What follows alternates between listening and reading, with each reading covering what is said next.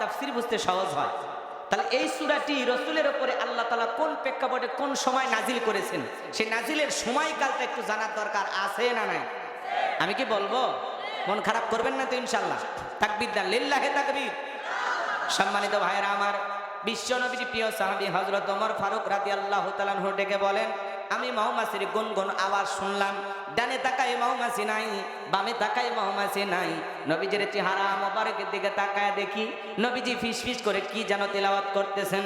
হযরত ওমর ফারুক ডেকে বলেন, আমার বোঝার বাকি রইল না, আসমান থেকে নবীজির উপরে কোরআনুল কারীম নাজিল হচ্ছে, আর বিশ্ব নবী কোরআনুল কারীম রিসিভ করতে ব্যস্ত। বলুন সুবহানাল্লাহ।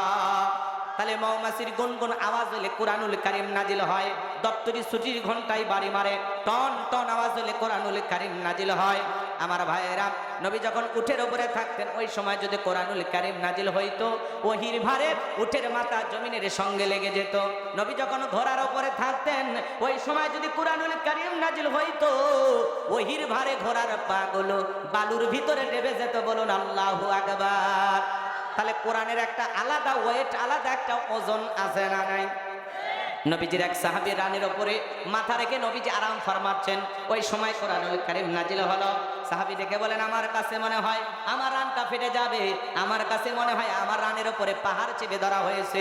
তাহলে বলেন তো বাজান, কোরআনুল কারীমের একটা আলাদা ওয়েট, আলাদা একটা ওজন আছে না নাই? দীর্ঘ 23টি বছরে আল্লাহ রাব্বুল আলামিন নবীজির উপরে কোরআনুল কারীম নাজিল করেছেন। জীবনের প্রথম কোরআন রিসিভ করতে গিয়ে নবীজির শরীর মোবারকে জ্বর পর্যন্ত এসেছিল। আজকে মুসলমানের ঘরে ঘরে কোরআন আছে, 50-60 বছর বয়স হয়ে গেছে, একটা দিন আল্লাহর এই কোরআনটা খুলেও দেখে নাই, এমনও কপাল পোড়া মুসলমান আছে না নাই? ভাইরা আমার, প্রেমিকা যদি প্রেমিকের উদ্দেশ্যে চিঠি লেখে, আর প্রেমিকা আর সেই চিঠি যদি প্রেমিক না পড়ে, তাহলে দুইজনের মধ্যে কি প্রেমের সম্পর্ক হবে? লাইলির জন্য মজনু চিঠি লিখতেছে, কিন্তু জীবনে কোনোদিন লাইলি যদি চিঠি না খোলে, বলেন তো প্রেম জমবে? চিঠির ভাষাটা পড়া লাগবে না? মনের আবেগ মিশায় মজনু চিঠি লিখছে, প্রিয়তমা তুমি আমার, আমি তোমার, তুমি যদি আমার হও পুরো পৃথিবী আমি তোমার নামে লিখে দেব। কি কন? পৃথিবীর মালিক জোর দাদা। এই যে আবেগ দিয়া, উল্টাপাল্টা কথা দিয়া, কাল্পনিক কথা দিয়া, কয় যেদিকে তাকাই সেদিকে তোমারে দেখি, চাঁদের মধ্যে তুমি, সূর্যের মধ্যে তুমি, কথা কয় না কেন? বাতাসের শব্দের মধ্যে তুমি, যেদিকে তাকায়, রাতের বেলা ফ্যান ঘরে, ফ্যানের মধ্যে দিকে তুমি, কথা বোঝেন নাই? তো মনের আবেগ মিশায়া চিঠি লিখছে, তুমি আমার জান, তুমি আমার পরাণ, তুমি আমার কলিজা, তুমি আমার ময়না, তুমি আমার কবুতরের বাচ্চা, যা যা মন চায় আবেগ মিশায় চিঠি লিখছে। যদি তোমার জীবনে না পাই, জ্ঞান হারাবো, মরে যাবো, বিষ খাবো, কচুর সাথে গলা ধরি দিয়ে মরবো। কি বলেন? এরকম বাচ্চা কাচ্চা আছে না নাই?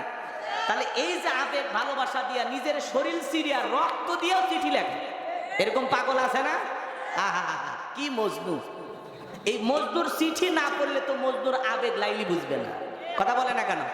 তা আল্লাহ রাব্বুল আলামিন আমাদের কাছে একটা চিঠি পাঠাইছেন, সেই চিঠির নাম হলো কোরআন। এই কোরআন না পড়া পর্যন্ত মালিক আর বান্দার মধ্যে যে গভীর প্রেম ভালোবাসা, সেইটা কখনো তৈরি হবে না, কথা বলা লাগবে। আল্লাহর প্রতি মহব্বত আর ভালোবাসা যদি পয়দা করতে চান, আল্লাহর সাথে সম্পর্ক যদি গভীর করতে চান, তাহলে কোরআনুল কারীম নামক এই চিঠি আপনাকে পড়তে হবে, কোরআনের সাথে ইমানদারের সম্পর্ক রাখতে হবে। আর একবার যদি কোরআনের সাথে সম্পর্ক রাখতে পারেন, আর এই সম্পর্ক যদি গভীর হয়, এই কোরআন কিয়ামতের ময়দানে আপনার পক্ষে সুপারিশ করে আপনাকে জান্নাতে নিয়ে যাবেন। বলেন সুবহানাল্লাহ। আমার কথার উদাহরণ কি বুঝতে পারছেন, নাকি এমনি কাল্পনিক গল্প বলে গেলাম? কোরআনের সাথে সম্পর্ক থাকার কারণে রিহালের দাম বাড়ছে, কাপড়ের দাম বাড়ছে। এই কোরআন যাদের সিনার ভিতরে আছে, হাফেজ আলেমদের দাম কম না বেশি? এটা বুঝেন না কেন? তাতে আমাদের মহব্বত থাকা লাগবে। প্রত্যেকটা মুসলমানকে কোরআন পড়তে হবে, কোরআন জানতে হবে, কথা বলেন ঠিক কিনা? বলেন আমরা কোরআন পড়তে রাজি আছি তো ইনশাআল্লাহ? আল্লাহ কবুল করেন, জোরে বলেন আমিন। বয়স হয়েছে তাতে কি হয়েছে? ইমাম মুয়াজ্জিমের কাছে যে আস্তে আস্তে শিখবেন, তাড়াহুড়ো করা লাগবে কেন? 2 বছর 4 বছর 6 বছর লাগুক, মৃত্যু পর্যন্ত ছাত্র থেকে মরে যাবেন, কথা বলেন। তাহলে কোরআন পড়তে রাজি আছেন তো ইনশাআল্লাহ? আল্লাহ কবুল করেন, ছেলে বলেন আমিন। সম্মানিত ভাইয়েরা আমার, লম্বা করার কোনো সুযোগ নাই।